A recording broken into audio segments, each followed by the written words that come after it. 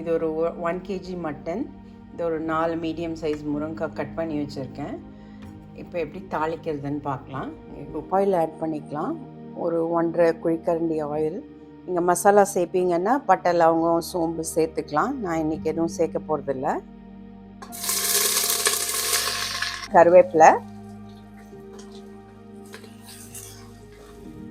உப்பு சேர்த்துக்கலாம். வெங்காயம் சீக்கிரம் வதங்கிடும்.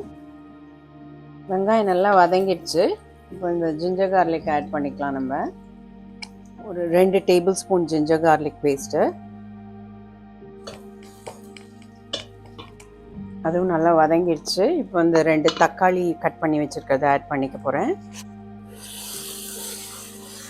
அதுவும் வதங்கிடுச்சு. தக்காளியும் மட்டன் ஆட் பண்ணிக்கலாம்.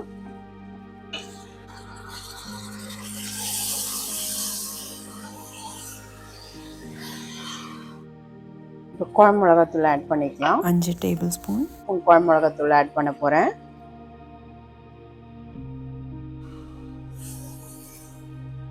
இதை ஒரு 2 கலரிடுங்க. கலரிட்டு தண்ணி ஆட் பண்ணிக்கலாம். நம்ம ஒரு 3 டம்ளர் தண்ணி ஆட் பண்ணியிருக்கேன். நான் இது மூடி நான் வெயிட் போட்டுற போகிறேன்.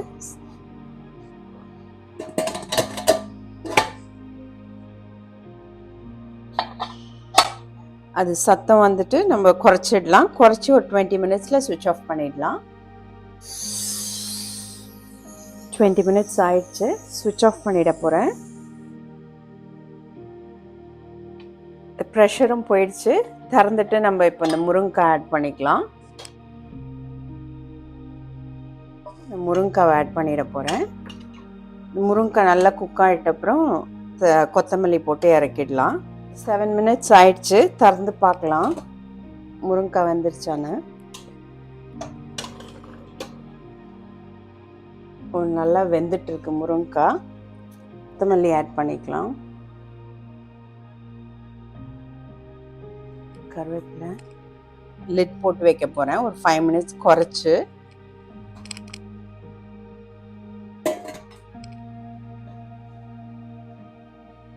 மட்டன், முருங்கைக்காய் எல்லாம் நல்லா வெந்திருக்கு. சுவிட்ச் ஆஃப் பண்ணிட போகிறேன். ஆயிடுச்சு. ரசம் கொதிக்குது பக்கத்தில்.